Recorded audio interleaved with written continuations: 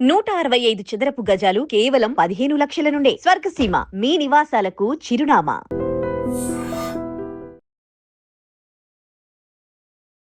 Sir ఇప్పుడు జనరల్‌గా నార్మల్‌గా ఇన్ని సినిమాలు చేసిన పర్సన్‌గా అయినా కానీ ఒక క్వెషన్ అడుగుతా సార్. ఇప్పుడు 6-60 ఏళ్ళు అంటే 54 ఏళ్ళ అంటే ఆ ఒక ప్రయాణాన్ని 2 ½ అవర్‌లో చెప్పేశారు. అంత బ్యూటిఫుల్‌గా చూపించినప్పుడు ఇప్పుడొచ్చే మూవీస్ అనేది కూడా ఏంటంటే ఫస్ట్ పార్ట్, సెకండ్ పార్ట్, ఇలా థర్డ్ పార్ట్ అని చెప్పేసి ఇలా తీస్తూ ఉన్నారు కదా! సో ఇది ఎంతవరకు కరెక్ట్ అంటారు? ఆ రోజుల్లో పోస్టర్లు చూసి వచ్చేవారు. ఓకే. ఈ రోజుల్లో టీజర్, ట్రైలర్, సినిమా. ఓకే. మేము థియేటర్‌లోకెళ్ళేంత వరకు ఆ రోజుల్లో సినిమా ఏంటో తెలీదు. బట్ ఇవాళ టీజర్ చూసేస్తున్నారు. ట్రైలర్‌లో కట్ చెప్పేస్తున్నారు. హ్మ్. కదా! యాహ్! దాని తర్వాత సినిమా థియేటర్‌కి తీసుకొస్తున్నారు. సో, దీనివల్ల ఏమవుతుంది? ఇక్కడ చూసినవాడు ఇక్కడ అలవాటయ్యి, ఇంకొంచెం పెద్దగా అలవాటయ్యి, ఇంకొంచెం పెద్దగా అలవాటయ్యేంత వరకు వచ్చిందిప్పుడు. యాహ్! ఇంకా అలవాటు ఇంకోసారి కూడా చూసే అలవాటు కొన్ని సినిమాలోనూ బయటకొచ్చింది. లైక్ దానిలో మళ్ళీ 'కేజీఎఫ్' ఉంటుంది. కొన్ని సినిమాల వల్ల 'బాహుబలి' యాహ్! అంటే ఇప్పుడు 'KGF', 'Baahubali' as you said కథగా ఆ స్క్రిప్ట్‌కి 2 పార్ట్ అంటే 4, 5 అవర్స్ తీస్తే గాని సినిమా కథ చెప్పలేం మనం. కొన్ని వరకు ఓకే సార్. అదే అలాంటి కథలు అవి 2. యాహ్! కొన్ని వరకు ఓకే. ఆ 2 కొన్ని అవసరం లేకున్నా కానీ కొన్ని పార్ట్స్ అనేది కూడా తీయడం అనేది కూడా ప్లాన్. అవసరం లేదు అన్నది వి కాంట్ సే దట్. ఎందుకంటే ఆ స్క్రిప్టు వెళ్తున్న పేసు హ్మ్. దాని మీద వెళ్తా ఉంటుంది. మీకు బాగా గుర్తుంటే వాళ్ళందరికి గుర్తుంటుంది. 6 సాంగ్‌లు, 5 ఫైట్‌లు. Commercial format. 40 సీన్‌లు, 45 సీన్స్ నుంచి 60 సీన్స్ వరకు ఏబీసీలు అంతే స్క్రిప్ట్. 5 పాటలు, 6 పాటలు హ్మ్. ఫిక్స్‌డ్. యాహ్! ఇలా ఉండే స్క్రిప్ట్‌ల దగ్గర నుంచి హ్మ్. మీకు ఎంత మార్పొచ్చింది? Yes sir. ఇవాళ ఎంత చేంజెస్ వచ్చేసింది. హ్మ్. ఆడియన్ అలా లేడుగా. లేదు. ఫార్ములా కోసం రావట్లేదు కదా! So, if you break the formula it is ఇప్పుడు 'కేజీఎఫ్' చూస్తే హ్మ్. టోటలీ బ్రేక్ చేసిన ఫార్ములాని బ్రేక్ చేసిన ఫిల్మ్ అది. యెస్. ఏది టెల్లింగ్‌లో గాని, మేకింగ్‌లో గాని అన్నిట్లో. కదా! ఫార్ములాని యాహ్! బ్రేక్ చేసిన సినిమా. ఇక్కడిది అక్కడిది ఇక్కడ మాట్లాడుతున్న వేరే సినిమా మాట్లాడుతున్నాం. వేరే సీన్‌లోకొస్తుంది ఇక్కడ ఆన్సర్ చెప్తున్నాం. సో, ఇవన్నీ బ్రేకింగ్ ది ఫార్ములా. ఒక్కొక్కసారి ఏమవుతుందంటే ఫార్ములా బ్రేక్ అయినప్పుడు కొన్ని విపరీతంగా అందరికి ఎక్కేస్తాయి. హ్మ్. కొన్ని సెక్టార్స్ కింద ఎక్కుతాయి. ఓకే. యాక్చువల్ సినిమా అలాగే ఉండింది. సెక్టార్స్ కిందే ఉండింది. హ్మ్. అందరూ ప్రతి సినిమా చూసేవారు కాదు. హ్మ్. It's a family movie. ఇదొక యాక్షన్ మూవీ అనే టైప్ ఆఫ్ సెక్టార్స్ అనేవి. 'ఖైదీ' ఏ ఇయర్‌లో ఆడింది? 'ఖైదీ' మూవీ. ఏ ఇయర్‌లో? పెద్ద హిట్ అన్నయ్యది. యాహ్! 80. 80స్‌లో 80. 80. 'శంకరాభరణం' 83. 80. 80. 2 ఎక్స్‌ట్రీమ్స్ నేను చెప్పింది.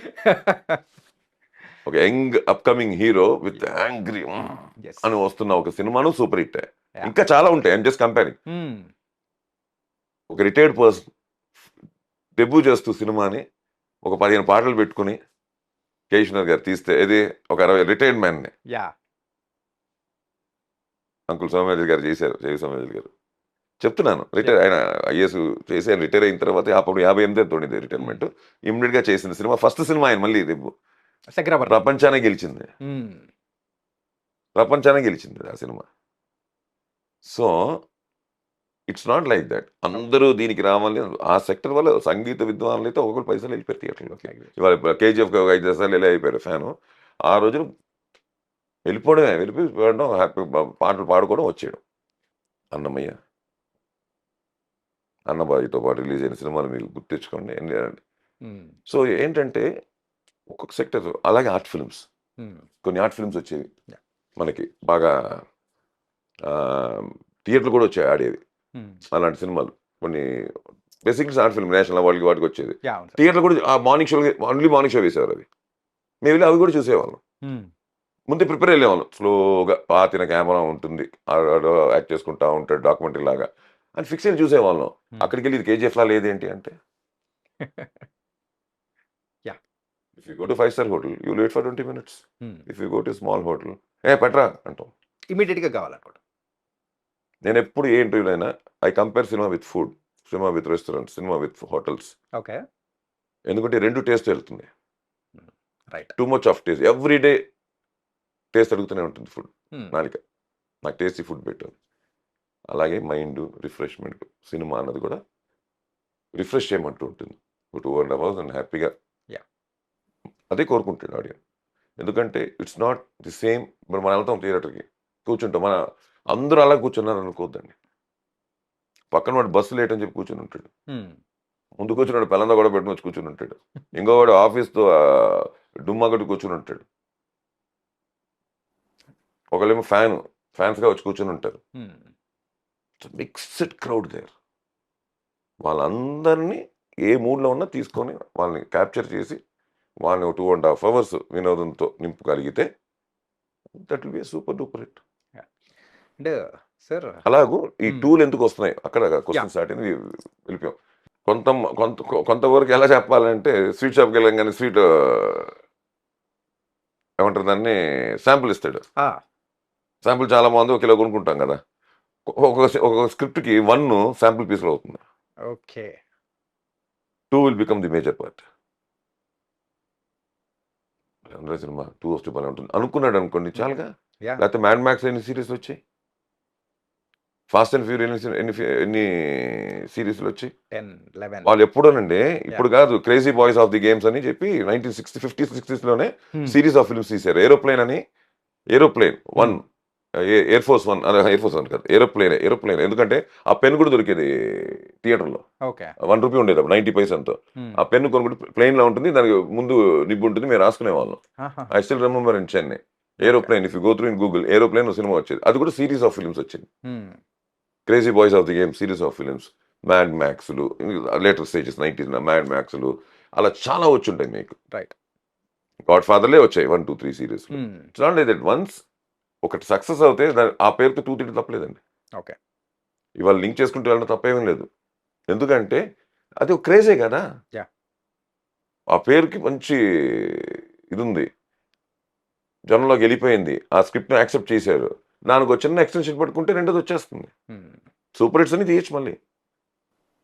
మరి ఇప్పుడు మీరు చేస్తున్న మూవీస్ అనేది కూడా మొత్తం ఆ పార్ట్సే కదా సార్? KGF 3 కానీ, అఖండ కానీ, ఇలాంటివన్నీ అన్ని ఇప్పుడు అఖండ 2 చేస్తున్నాను, అఖండ 2. 100% కింగ్డమ్ 2 ఉంటుంది, డౌట్ లేదు. Yes. హరిహర విరములు 2 కన్ఫర్మ్గా ఉంది. చెప్తున్నాను, జరుగుతాయి, ఇట్ హ్యాపన్స్. ఎందుకంటే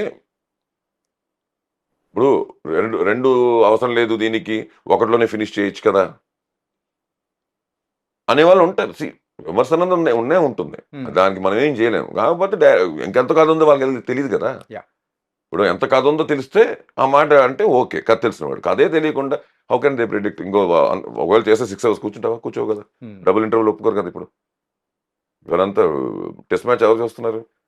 2020 అంతే కదా. 2020 మీద వచ్చేసారు ఇప్పుడు మొత్తం. అలాగూ నిజంగా ఒకసారి స్క్రిప్ట్ అడుగుతుంది, ఒకసారి క్రేజ్ అడుగుతుంది. ఇంగ్లీష్ వాడు ఉన్నాడు కదా, వాడు ఏం చేస్తాడు? స్క్రిప్ట్ దాచుకోడు, క్రేజ్ ఎక్స్ప్లోయిట్ చేసుకుంటాడు. ఓకే, ఈ కంట్రీ జరిగిందా వేరే కంట్రీ షిఫ్ట్ చేస్తాడు కదనే, అదే టైటిల్ ఉంటుంది. 2 అంటాడు, 3 అంటాడు, 4 అంటాడు, 5 అంటాడు, కంట్రీలు ప్లేస్ మారుస్తుంటాడు, యాక్టర్ మారిపోతుంటాడు, ఏదో చేసుకుంటూ వెళ్ళిపోతుంటాడు. పేరు మాత్రం వదలడు. Chain of that name will be there. అది ఈవిల్ డెడ్ అవని, ఎగ్జాసిస్ట్ అవని, ఎన్ని సినిమాలు రాలేదు అలాగా. ఫైనల్ డెస్టినేషన్ అని, ఫైనల్ డెస్టినేషన్ ఎన్ని వచ్చాయి సిరీస్లు. అలా మీరు ఇఫ్ యూ టేక్ ఇంగ్లీష్లో అది వాళ్ళకి రెగ్యులర్, వాళ్ళకి కొత్త కాదు. అది అయిపోయిన సినిమాకి వచ్చిన టిప్పును ఒక లింక్ పెడతాడు, హిట్ అవుతే 2 తీస్తాడు. అలాగే మీకు ఇంగ్లీష్లో చాలా సినిమాలకి 2కి లీడ్ ఇచ్చి తీని సినిమాలు చాలా ఉన్నాయి. ఎందుకంటే వాళ్ళకి వర్కౌట్ అవ్వక, కథ రాక. ఎక్కడో ఎందుకు ఈ మధ్యన మన తెలుగులో జరిగింది బింబిసారా.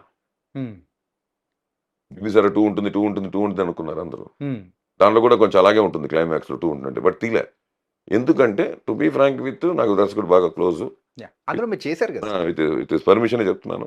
ఎందుకంటే అంటే ఇప్పుడు ఆ రోజు నేను అడిగిన టైంకి కుదరట్లేదు, కథ కూర్చోవట్లేదు అనేది నాకు వచ్చిన ఇన్ఫర్మేషన్. లేకపోతే చేయడానికి సూపర్ హిట్ సినిమా అది.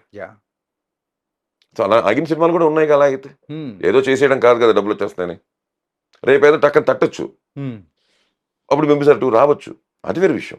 ఎందుకంటే ఆల్రెడీ సూపర్ హిట్ సినిమా అది, దానికి 2 రావచ్చు, ఎప్పుడైనా రావచ్చు, అది వేరే విషయం.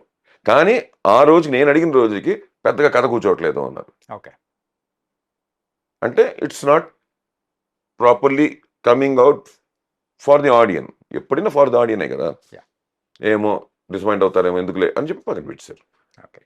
సార్ మీరు చేస్తున్న క్యారెక్టర్స్ సో ఇంతవరకు ఈ ఎపిసోడ్ ఉంటుంది అని చెప్పేసి మీ క్యారెక్టర్ వరకు చెప్పేసి డైరెక్టర్స్ వాళ్ళు చెప్తూ ఉంటారు కదా సార్. అలాగే కేజీఎఫ్ విషయంలో సో ఫస్ట్ మీ క్యారెక్టర్ ఇది వానరం అని చెప్పేసి చెప్పారు. సో ఇలా ఉంటుందని చెప్పేసి నీల్ గారు ఎక్స్ప్లెయిన్ చేసిన తర్వాత ఫస్ట్ టైం థియేటర్‌లో కూర్చొని చూసేటప్పుడు మీ ఎక్స్‌పీరియన్స్ ఏంటి సార్? అంటే బ- చాలా ఇంపార్టెంట్ క్వశ్చన్. బాగుంది చెప్పాల్సిన ఆన్సర్ చెప్పాల్సిన క్వశ్చన్. దానికి కొంచెం చిన్న లీడ్ తీసుకుంటా. ఓకే. ఏదో హంబాలేకి వెళ్ళి నేను చెప్పడానికి వెళ్ళాను హంబాలేకి. Yeah. చెప్పడానికి వెళ్ళినప్పుడు నేను ప్రశాంత్ కలిసి భోజనం చేయడం ఇంచడం షేర్ చేసుకుని నేను 3 గంటలు చెప్పుంటాను ప్రశాంత్ గారు రోజున. సరదాగా ఏవో నా దగ్గర ఉన్నవి. ప్రశాంత్ గారు. ప్రశాంత్ ఊరికి ఇలా మాట్లాడుకుంటుంటే ఆ పాయింట్ చాలా బాగుంది. ఇప్పటికి అడుగుతుంటాడు. ఒక స్క్రిప్ట్ అయితే ఇప్పటికీ అడుగుతుంటాడు. చాలా ఇంట్రెస్టింగ్ స్క్రిప్ట్ అది అని.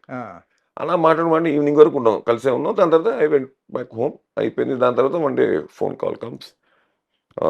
మన రామారావు, మన కైకాల రామారావు, చిన్నబాబు, మన చిన్నబాబుని పిలుస్తాం, సత్యనారాయణ గారి అబ్బాయి, కైకాల సత్యనారాయణ గారి అబ్బాయి. తన హంబాలే వాళ్ళతో ఈస్ టుగెదర్. అండ్ నాకు ఫోన్ చేసి ఇలాగ కేజీఎఫ్ జరుగుతుంది కదా, కేజీఎఫ్లో ఒక ఇంపార్టెంట్ క్యారెక్టర్ అవుతుంది, డైరెక్టర్ ప్రశాంత్ తెలిసి. అయ్యో నాకు తెలియదు అప్పటికే స్టార్ట్ అయ్యి. ఒక విధంగా చెప్పాలి, దీనిలో వేషం వస్తే భలే ఉంటుంది అనుకో ఫీలింగ్ కూడా ఉంది నాకు. ఎందుకంటే ఆల్రెడీ అది జరిగి సెట్ పడిపోవడం, గొడవలు జరుగుతున్నాయి. అంటే అప్పటికే నేను ఒక 4 సినిమాలు చేస్తున్నాను అప్పుడు. ఓకే. ఈ సినిమాలు ఉంటే బాగుంది, గడ్డలు మనకి గడ్డం పెరిగింది కదా. అంటే అప్పుడే నేను గడ్డం కూడా పెంచా. 15లో 14లో మొదలెట్టాను, 15, 16 పెరిగిపోయింది గడ్డం. కట్ చేస్తే ఫోన్ వచ్చింది. సరే ఏదో విషయం ఉంటుందిలే, మంచి విషయం ఉంటుందిలే అని చెప్పి తప్పకుండా ఆఫీస్కి వస్తే రావాలి రేపు ఎల్లుండి అని చెప్పి వెళ్ళా. కథ మొత్తం చెప్పాడు. అంటే మొత్తం అంటే నా క్యారెక్టర్ 2 hours చెప్పుకుంటాడు. ప్లస్ కొన్ని ఎపిసోడ్ కూడా చెప్పాడు నాకు, how it will be, how it is. ఎందుకంటే మధ్య మధ్యలో చాలా ఇంటర్కట్స్ వస్తాయి కదా, అందుకే చెప్పక తప్పదైనా. దానికి ఏంటి, దీనికి ఏంటి, ఎందుకు, ఇవన్నీ చెప్పాడు.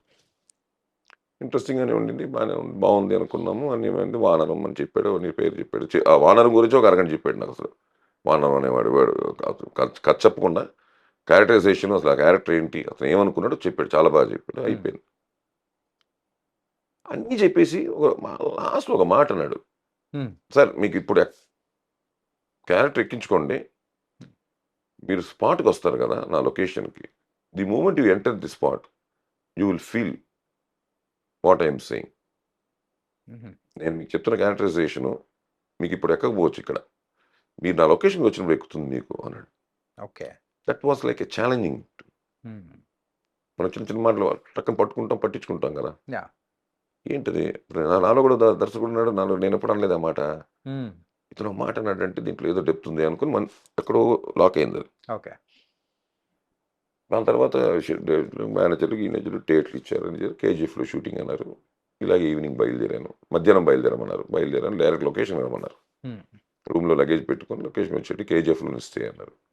3 hours 4 hours పడుతుంది బెంగళూరు నుంచి. వెళ్ళిపోయాను. రూమ్కి వెళ్ళి ఫ్రెష్ అయ్యి వెళ్దాం పదని చెప్పి స్టాఫ్ని బయలుదేరిపోయాను. నేను స్టాఫ్ బయలుదేరి కేజీఎఫ్ సెట్కి వెళ్ళాం.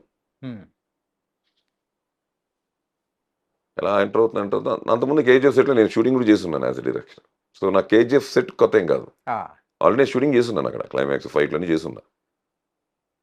అలా వెళ్తూ నాకు తెలుసు ఒక కర్వ్ అయిన తర్వాత అలా తిరిగి లోపలికి వెళ్తే కారు అలా వస్తే రైట్ సైడ్లో ఉంటుంది సైనైడ్ మైనింగ్ హిల్.